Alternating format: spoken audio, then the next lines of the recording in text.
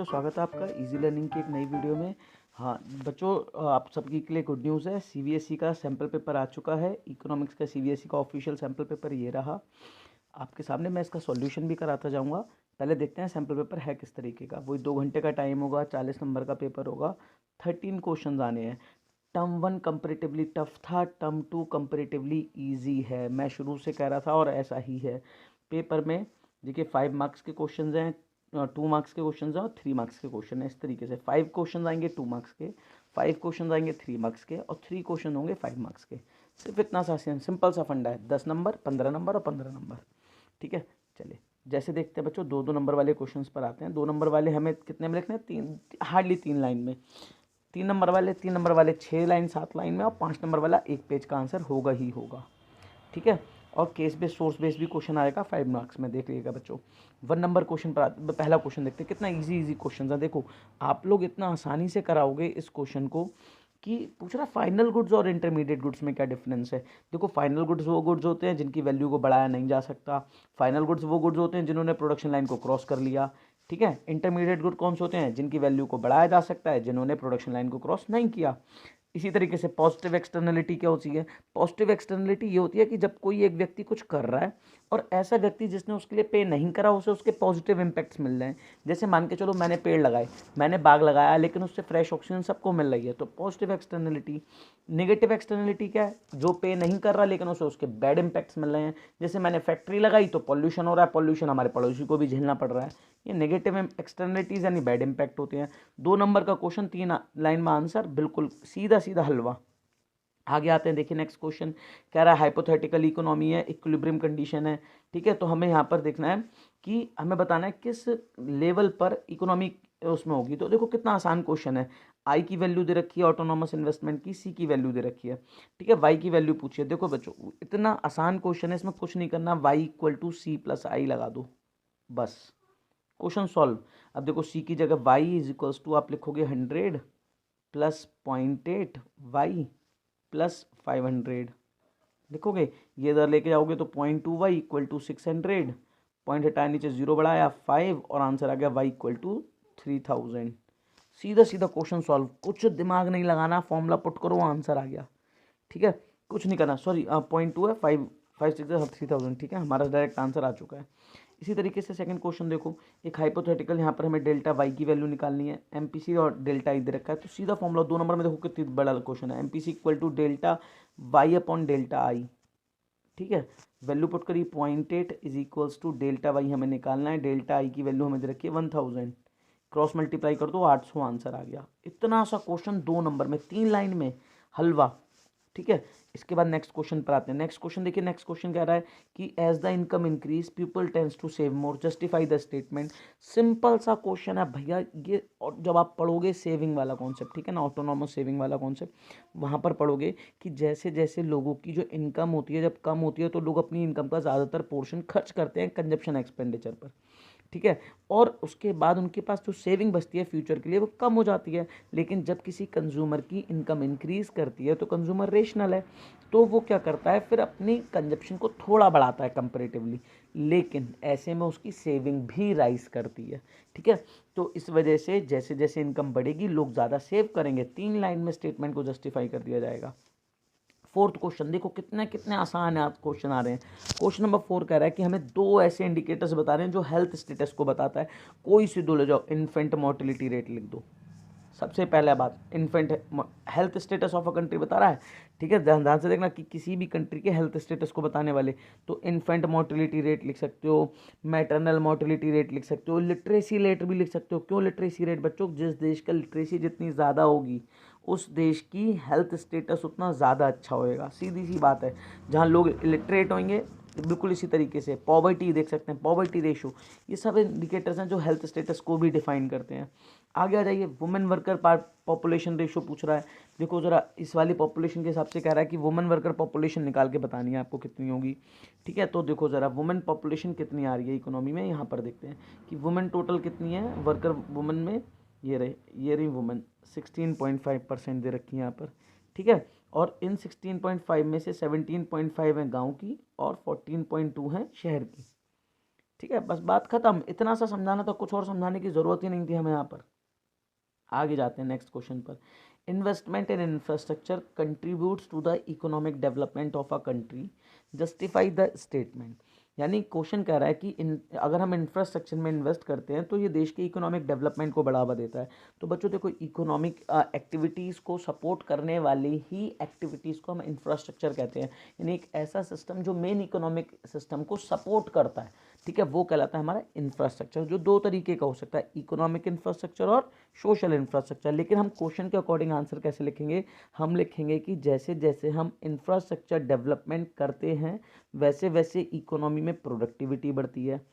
Infrastructure अच्छा होगा तो इन्वेस्टमेंट बढ़ेगा, इन्वेस्टमेंट बढ़ेगा तो नई नई जॉब अपॉर्चुनिटीज़ निकलेंगी। इसकी वजह से लोगों की इनकम इंक्रीज़ करेगी, लोगों का लिवलीहुड स्टेटस इंप्रूव करेगा, उस देश में गरीबी कम हो जाएगी, उस देश में बेरोजगारी कम हो जाएगी और देश का डेवलपमेंट हो जाएगा। 2 नंबर में सिर्फ बना के लिखना, कुछ नहीं, कहीं का बुक का कुछ भी नहीं। आगे जाते हैं 6th क्वेश्चन पर। देखिए 3 मार्क्स का क्वेश्चन। अब आप लोग कहोगे सर 3 मार्क्स का क्वेश्चन है, थोड़ा लेंदी होगा। देखते हैं कितना लेंदी होगा। कह रहा है giving valid reason explain the following will not be include in the national income. National income में क्या चीज़ क्यों इंक्लूड नहीं हो रही? देखो, पहले कह रहा है purchase of share of x limited by an investor in the national stock exchange. National stock exchange में उस किसी ने अगर शेयर्स खरीदे हैं तो शेयर्स सिर्फ और सिर्फ पेपर क्लेम्स होते हैं, यहाँ पे गुड्स एंड सर्विसेज प्रोड्यूस नहीं होती, इसलिए ये उसमें इंक्लूड नहीं होगा।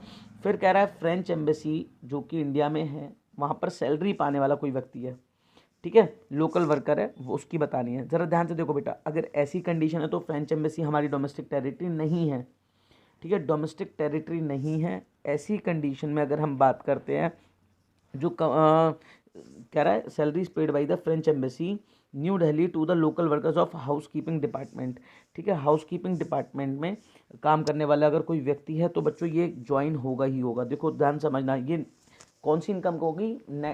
फैक्टर इनकम फ्रॉम अब्रॉड का पार्ट होगा, लेकिन ये नेशनल इनकम में इंक्लूड होगा, ठीक है, इसलिए ये होगा, इसका कोई रीज़न नहीं। आगे आते हैं compensation paid by government of India to the victims of flood, ठीक है, ये ट्रांसफ़र इनकम है, तो सीधी सी बात है ट्रांसफ़र इनकम नेशनल इनकम में ज्वाइन नहीं होती है। तो इतना एक एक लाइन के आंसर थे सीधा सीधा। फिर देखो और के बात कह रहा है कि हमें nominal gross domestic product, nominal GDP दे रखी है, ठीक है, नहीं निकालनी है, सॉरी, रियल दे रखी है, प्राइस इंडेक्स दे रखा है। कितना हलवा क्वेश्चन। देखो बच्चों, फॉर्मूला होता है real GDP is equals to nominal GDP upon price index multiply by 100। Formula put कर दो और सीधा सीधा आंसर निकाल लो। नॉमिनल निकालनी है तो प्राइस इंडेक्स यहाँ क्रॉस मल्टीप्लाई में चला जाएगा। 500 मल्टीप्लाई 125 डिवाइडेड बाई 100 सॉल्व करोगे तो आपका आंसर आ जाएगा 125 मल्टीप्लाई बाई 5 कर दो, आंसर आ जाएगा 600, ठीक है, सॉरी 625, 625 इसका आंसर हो जाएगा। नेक्स्ट क्वेश्चन की तरफ बढ़ते हैं, क्वेश्चन नंबर 7। देखिए 3 नंबर वाले क्वेश्चन कर रहे हैं आप। इस क्वेश्चन में देखिएगा कि ये क्वेश्चन है कितना आसान। कह रहा है कि हमें ये दे रखा है, इन्फॉर्मेशन दे रखी है जिसमें हमें इकोनॉमिक्स में कंपेयर किया गया है इंडिया और सिंगापुर की इकोनॉमी में। यहाँ पर इंफ्रास्ट्रक्चर में मतलब जीडीपी का कितना परसेंटेज इंफ्रास्ट्रक्चर में खर्च किया जाता है उसके बारे में हमें बताना है। कह रहा है इसको केयरफुली रीड करो और आंसर को 8 से मतलब नंबर में देने की कोशिश करो।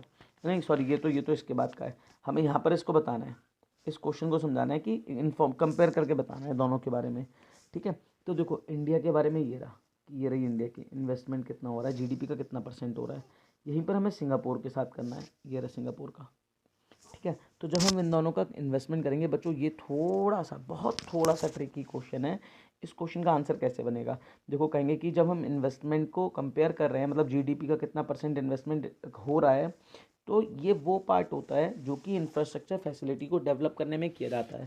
जो डाटा दे रखा है उसके अकॉर्डिंग इंडिया 30% कर रही है, जबकि सिंगापुर सिर्फ 28% कर रही है। लेकिन अगर हम देखें तो इंडिया की जो पॉपुलेशन है वो बहुत ज़्यादा है, एरिया बहुत ज़्यादा है सिंगापुर के कंपेरेटिवली। इसी वजह से अगर हम देखेंगे तो इंफ्रास्ट्रक्चरल जो डेवलपमेंट होगा वो सिंगापुर में ज़्यादा होगा इन कंपैरिजन टू इंडिया। देखो इंडिया जीडीपी का ज़्यादा हिस्सा ज़रूर खर्च कर रही है, ठीक है, लेकिन इंडिया की बात करें तो इंडिया में हमारे पास फैसिलिटीज़ नहीं जनरेट हो पाएंगी। क्यों? क्योंकि एरिया बहुत ज़्यादा है, पॉपुलेशन बहुत ज़्यादा है, ठीक है। तो ऐसे में हमें चाहिए कि हमें और ज़्यादा हमारा जीडीपी का पार्ट इन्वेस्टमेंट में खर्च हो, इंफ्रास्ट्रक्चर इन्वेस्टमेंट में खर्च होना चाहिए। इसी तरीके से बच्चों नेक्स्ट पे जाते हैं। देखिए केस बेस्ड स्टडी आ गई, 8 और 9 क्वेश्चन इसी केस बेस्ड स्टडी के बेसिस पे देने हैं। ये इंडिया चाइना पाकिस्तान की कंपेरेटिव स्टडी है, जिसमें हमें यहाँ पे दे रखा है कि outline the discuss of 2 economic advantage of China Pakistan economic corridor C package. जो चाइना पाकिस्तान इकोनॉमिक कॉरिडोर है उससे पाकिस्तान को क्या फ़ायदा मिलेगा। तो देखो, अगर हम इसकी बात करें तो चाइना का जो अगर हम बात करें फॉरेन ट्रेड सुधर जाएगा, चाइना का फॉरेन एक्सचेंज इंप्रूव कर जाएगा, ठीक है। चाइना में नई नई जॉब अपॉर्चुनिटीज़ क्रिएट होंगी, चाइना में इंफ्रास्ट्रक्चरल डेवलपमेंट बढ़ जाएगा, इवन चाइना के जो फॉरेन रिलेशंस हैं कंपैरेटिवली वो इम्प्रूव होंगे। इन्वेस्टर्स का जो बिलीव है चाइना वो पाकिस्तान में, सॉरी पाकिस्तान चल रहा है सब कुछ पाकिस्तान में, वो बढ़ जाएगा, जिसकी वजह से अब इन्वेस्टर्स पाकिस्तान में भी आएंगे। ऐसे कंट्रीज़ खासतौर पे जो चाइना के सपोर्टर्स हैं वो पाकिस्तान में भी इन्वेस्ट करेंगे। तो ये आंसर हो गया। इसके बाद जाते हैं नेक्स्ट क्वेश्चन, कह रहा है कि बायलैटरल डेब्ट ट्रैप की कंडीशन है ना, situation of Pakistan wear is the Chinese economy, ठीक है। इम्प्लीकेशंस बताने हैं ये डेब्ट ट्रैप की। बच्चों ये क्वेश्चंस करंट से आए हैं, ठीक है। ये देखो, ये वाले क्वेश्चंस को आपको इस तरीके के केस स्टडीज़ को पढ़ के ही आप कर पाओगे, ऊपर जब केस स्टडी पढ़ोगे तभी लिख पाओगे, बिना उसके नहीं कर पाओगे। 10th क्वेश्चन पर आओ, नॉन मॉनेटरी एक्सचेंज किस तरीके से जीडीपी पर असर डालते हैं, ठीक है। देखो समझना, हमारे देश की जीडीपी की वैल्यू बहुत ज़्यादा हो सकती थी, लेकिन हमारे यहाँ पर कई एक्टिविटीज़ ऐसी हैं जिनकी मॉनेटरी वैल्यू नहीं है। जैसे घर में हाउस मेकर जो लेडीज़ होती हैं, है ना, घर में काम करती हैं, जो अपने घर में बच्चों की देखरेख करना, घर की साफ़ सफाई, घर में खाना बनाना, उनकी हमने मॉनेटरी वैल्यू नहीं करी, वरना सर्विस तो वो भी प्रोड्यूस कर रही हैं। अगर उनकी मॉनेटरी वैल्यू होती तो हमारी जीडीपी बहुत ज़्यादा होती, ठीक है। तो वो अंडर वैल्यूड है, पहली बात। दूसरी बात, हमारे देश में आज भी बार्टर सिस्टम कई जगहों पे लग रहा है, तो वहाँ पर हमें एक्चुअली पता नहीं चल पाता कितनी गुड्स एंड सर्विसेज प्रोड्यूस हुए, इस वजह से भी जीडीपी हमारी कम हो जाती है ना। तो ये इसके एग्जाम्पल्स हो गए। अब आते हैं नेक्स्ट क्वेश्चन की तरफ। देखिए, आप देखिए कितना आसान पेपर है, मैं पेपर का लेवल दिखा रहा हूँ, मैं आपके सामने ही सॉल्व करता जाता हूँ पेपर को देखकर, और कितना हलवा तरीके से सॉल्व हो रहा है। 5 नंबर के क्वेश्चन लग ही नहीं रहे 5 नंबर जैसे। जैसे ये वाला क्वेश्चन देखिए, monetary measures offer a valid solution to the problem of inflationary gap in an economy, ठीक है। देखो बच्चों, आप लोगों को लग रहा होगा कि इसकी लैंग्वेज कैसी है ना। कुछ भी, देखो मेरे भाई, कुछ भी नहीं है, ऐसा कोई भी प्रॉब्लम नहीं है। यहाँ पर हमें सिर्फ 2 मॉनेटरी मेजर पूछा है। अगर आपको पता होगा मॉनेटरी मेजर्स के बारे में, तो मॉनेटरी मेजर 2 तरीके के होते हैं, क्वांटिटेटिव और क्वालिटेटिव। अगर हम क्वांटिटेटिव की बात करें, CRR, SLR, open market operation, repo rate, reverse repo rate, या मार्जिनल रिक्वायरमेंट, मॉरल शॉशंस, इसके अलावा क्रेडिट राशनिंग, इन 8 में से कोई भी 2 एक्सप्लेन कर दो कि उनका कैसे असर पड़ेगा इन्फ्लेशनरी गैप को ख़त्म करने में, ठीक है। अगर बच्चों आप प्रॉपर तरीके से सपोर्ट करोगे तो मैं ऑनलाइन पढ़ा भी दूंगा इकोनॉमिक्स, ठीक है। नेक्स्ट पे जाते हैं, 12th क्वेश्चन। देखो 3 नंबर में इससे आसान आप क्या ही लोगे। डोमेस्टिक इनकम की वैल्यू पूछी है, डोमेस्टिक इनकम मतलब NDPFC लगा लो, COE जोड़ लो, RIP जोड़ लो। RIP मतलब होता है rent, interest and profits. Profit जिन लोग कहीं दे रखे हैं, नहीं दे रखे तो प्रॉफिट के 3 बच्चे, डिविडेंड, अनडिस्ट्रीब्यूटेड प्रॉफिट और कॉर्पोरेट टैक्स। इसके अलावा मिक्स्ड इनकम होनी चाहिए, मिक्स्ड इनकम जोड़ लो। इन सबको जोड़ लो, आपका सीधा सीधा क्वेश्चन सॉल्व हो गया, आपको कुछ और जोड़ने की ज़रूरत नहीं है, ठीक है। तो 2800, 3260, 3200, 3600, 3800 आंसर आ रहा है। और ऐड करोगे आप पूरा का पूरा इन सबको, 3800 कह रहा हूँ, सॉरी 4700 आंसर आएगा, ठीक है। तो आपका पूरा का पूरा आंसर सामने ही रखा हुआ है। कितना हलवा है, सिर्फ जोड़ना है इन चीज़ों को। आगे आते हैं, वैल्यू ऑफ आउटपुट और वैल्यू एडिड के बीच में डिफरेंस बताना है आपको, डिस्टिंग्विश करना है वैल्यू ऑफ आउटपुट और उसमें क्या डिफरेंस होता है। देखो, वैल्यू ऑफ आउटपुट का मतलब होता है जो गुड्स एंड सर्विसेज प्रोड्यूस की गई उनकी मनी में जो वैल्यू होती है उसे वैल्यू ऑफ आउटपुट कहते हैं। जबकि वैल्यू एडिड का मतलब होता है जब हमने रॉ मटेरियल को फिनिश गुड में बदला तो उसकी कितनी वैल्यू बढ़ा दी, इसे वैल्यू एडिड कहते हैं। 2 नंबर का क्वेश्चन, हलवा क्वेश्चन था, सॉल्व हो गया, ठीक है। इस तरीके से बच्चों एक न्यूमेरिकल ये आया है। इसमें क्या कर, इसमें पूछ रहा है NVFC की वैल्यू बतानी है संबंध के द्वारा, इतनी है। 2 कंपोनेंट बताने हैं ना फीफा के। 2 कंपोनेंट कौन कौन से होते हैं, देखो, फैक्टर इनकम जो बाहर से आएंगी, चाहे वहाँ से बाहर से रेंट आ रहा हो, बाहर से प्रॉफिट आ रहा हो, बाहर से इनकम आ रही हो, फैक्टर इनकम ना फीफा के पार्ट हो जाएंगे सारे के सारे, है ना। जैसे कंपनसेशन ऑफ एम्प्लॉइज आ रही हो बाहर से, हमें रेंट मिल रहा हो, रॉयल्टी मिल रही हो बाहर से किसी तरीके का इंटरेस्ट मिल रहा हो, सब इसी का पार्ट है। क्वेश्चन नंबर 13, लास्ट क्वेश्चन की तरफ बढ़ते हैं, ये भी 2 पार्ट में है। Pesticides are chemical compound design to kill pest, many pesticides can also pose health risk, फलाना ढिमकाना। इसमें पूछ रहा है कि दो ट्रेडिशनल मेथड बताइए जिससे हम केमिकल पेस्टिसाइड्स से बच सकते हैं।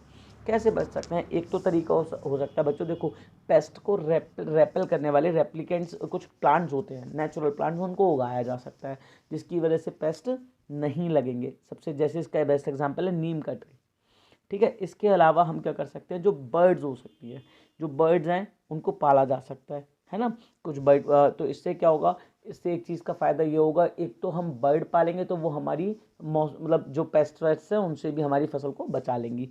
तो दो तरीके से बचाया जा सकता है। अगले क्वेश्चन में आओ, यहाँ पर देखो सीधे क्वेश्चन देखो, कह रहा है कि do you agree recent time में इंडियन इकोनॉमी है उसने काफ़ी प्रॉब्लम देखी कैजुअलाइजेशन की। बिल्कुल भैया, कैजुअल लेबर बढ़ गई। कैजुअल लेबर क्या होता है? ऐसी लेबर जिसको परमानेंट काम नहीं मिलता, रेगुलर वर्क नहीं मिलता वो। हाँ, क्यों? क्योंकि लोगों की नौकरी चली गई। कह रहा है आप स्टेटमेंट से एग्री हैं? बिल्कुल एग्री हैं। फिर कह रहा है कोई डिसएडवांटेज बताइए। तो पहला डिसएडवांटेज कि यहाँ पर जो जॉब सिक्योरिटी होती है वो पूरी तरीके से ख़त्म हो जाती है, लाखों लोगों की नौकरी चली गई जिसकी वजह से उनका सर्वाइवल मुश्किल में आ गया। दूसरा डिसएडवांटेज बताना है तो दूसरा डिसएडवांटेज ये डाल दो, इसकी वजह से इकोनॉमी पीछे चली जाती है। क्यों? क्योंकि उससे अनएम्प्लॉयमेंट बढ़ेगा तो पॉवर्टी बढ़ेगी, पॉवर्टी बढ़ेगी तो देश की प्रोडक्टिविटी खुद ब खुद कम हो जाएगी, और जो देश की जनता है वो देश के लिए असेट ना बनकर लायबिलिटी बन जाएगी। ऐसे में जीडीपी का बहुत बड़ा हिस्सा देश की इकोनॉमिक डेवलपमेंट की जगह पर लोगों को मिनिमम नीड्स प्रोवाइड कराने में चला जाएगा। तो ऐसे में देश का इंफ्रास्ट्रक्चर डेवलपमेंट रुक जाएगा। तो इतना ईजी लेवल का पेपर था। देखिए मैं आपको ये नहीं बोलूँगा मेरे अकॉर्डिंग ईजी है, आप लोगों के अकॉर्डिंग लैंग्वेज थोड़ी सी डिफिकल्ट है, लेकिन क्वेश्चन के आंसर्स बहुत हलवा हैं। बच्चों तरीके से पढ़ाई करोगे, मैं रिटन में कह रहा हूँ कि आप इकोनॉमिक्स में 39 to 40 मार्क्स मारोगे ही मारोगे। लिख के ले लो आप मुझसे, ठीक है। चलो बच्चों, अगर आपको कुछ समझ में आया प्लीज़ चैनल को सब्सक्राइब करो। मिलते हैं आपसे नेक्स्ट पार्ट।